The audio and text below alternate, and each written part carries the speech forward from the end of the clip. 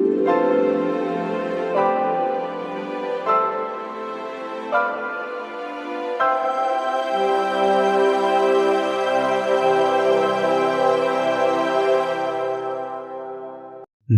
चौराहट की हिंदी में आपका स्वागत है।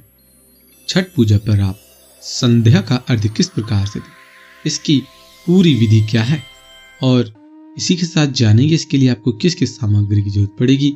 संध्या का अर्घ्य और सूर्योदय यानी उषा काल का अर्घ्य किस प्रकार से आपको देना है, आइए जान लेते हैं विस्तार से। इसी के साथ जानेंगे इसका शुभ मुहूर्त और दिनांक।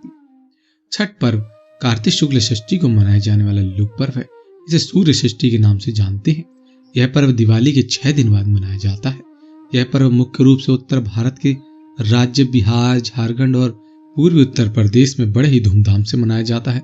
छठ पूजा में सूर्य देव और छठी मैया की पूजा व उन्हें अर्घ्य देने का विधान है। पिछले कुछ वर्षों में छठ पूजा का लोक पर्व के रूप में एक खास पहचान मिली है। यही वजह है कि अब इस पर्व की रौनक बिहार, झारखंड के अलावा कई और देशों में भी देखा जाता है। छठ पर्व पर सूर्य देव और छठी मैया की पूजा का विधान है। छठ पूजा में सूर्य देव की पूजा की जाती है और उन्हें अर्घ्य दिया जाता है। सूर्य प्रत्यक्ष रूप से दिखाई देने वाले देवता है जो पृथ्वी पर सभी प्राणियों के जीवन का आधार है। सूर्य देव के साथ साथ छठ पर छठी मैया की पूजा का भी विधान है। पौराणिक मान्यताओं के अनुसार छठी मैया या षष्ठी माता संतानों की रक्षा करती हैं और उन्हें दीर्घायु प्रदान करती हैं। शास्त्रों में षष्ठी देवी को ब्रह्मा जी की मानस पुत्री भी कहा गया है। पुराणों में इन्हें मां कात्यायनी भी कहा जाता है, जिनकी पूजा नवरात्रि में षष्ठी तिथि पर होती है। षष्ठी देवी को ही बिहार, झारखंड में स्थानीय भाषा में छठ मैया कहा जाता है। छठ पूजा 4 दिनों तक चलने वाला लोक पर्व है। यह 4 दिवसीय उत्सव होता है जिसकी शुरुआत कार्तिक शुक्ल चतुर्थी से होती है और कार्तिक शुक्ल सप्तमी को इसकी पर्व का समापन हो जाता है। आइए जान लेते हैं छठ पूजा की विधि किस प्रकार से है। छठ पूजा से सबसे पहले आपको कुछ सामग्री जरूर इकट्ठी कर लेनी चाहिए और फिर सूर्य देव को विधि विधान से अर्घ्य देना चाहिए।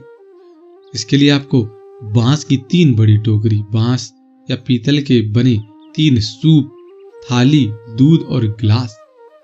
इसी के बाद आपको चावल, लाल सिंदूर, दीपक, नारियल, हल्दी, गन्ना, सुथनी, सब्जी और शकरकंदी, और इसी के साथ आपको नाशपाती, बड़ा नींबू, शहद, पान, साबुत सुपारी, कैराव, कपूर, चंदन और मिठाई।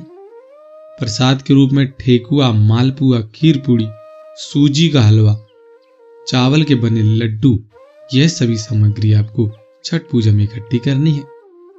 आइए अब जान लेते हैं कि आपको अर्घ्य किस प्रकार से देना है। अर्घ्य देने की विधि इस प्रकार से है। बांस की टोकरी में आप यह सभी सामग्री रख दे।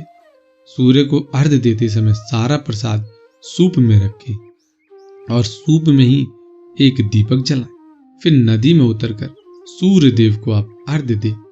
संध्या अर्घ्य किस प्रकार से दे।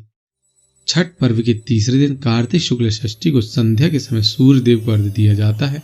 शाम को बांस की टोकरी में फलों, ठेकुआ, चावल के लड्डू आदि से अर्घ्य का सूप सजाया जाता है, जिसके बाद व्रती अपने परिवार के साथ सूर्य को अर्घ्य देती है। अर्घ्य के समय सूर्य देव को जल और दूध चढ़ाया जाता है और प्रसाद भरे सूप से छठी मैया की पूजा की जाती है। सूर्य देव की उपासना के बाद रात्रि में छठी मैया के गीत गाए जाते हैं और व्रत की कथा सुनी जाती है। इस प्रकार से आप संध्या का अर्घ्य दे सकते हैं। आइए अब जानते हैं उषा काल यानी उषा अर्घ्य कैसे देना है। छठ पर्व के अंतिम दिन सुबह के समय सूर्य देव को अर्घ्य दिया जाता है।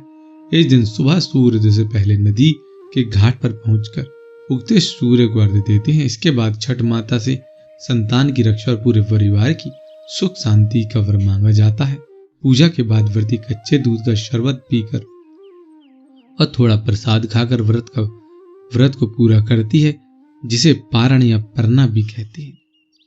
छठ पूजा से जुड़ी पौराणिक कथा के बारे में हम आपको पहले ही बता चुके हैं।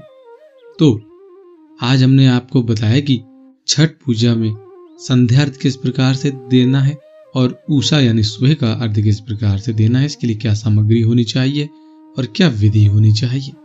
यदि आप पहली बार छठ का पूजन कर रही हैं तो इसी प्रकार से दें, इससे आपकी छठ पूजा संपन्न हो जाएगी। तो हमें उम्मीद है कि आज की ये जानकारी आपको काफी पसंद आई होगी। यदि आज की वीडियो को पसंद आई हो तो आप इसको अधिक से अधिक लोगों को जरूर शेयर करें, लाइक करें। यदि आपने अभी तक हमारे चैनल को सब्सक्राइब नहीं किया है तो आज ही सब्सक्राइब कर घंटी के बटन पर जरूर दबाएं, ताकि आने वाली सभी प्रकार की वीडियोस की नोटिफिकेशन आपके पास सबसे पहले आ सके। धन्यवाद।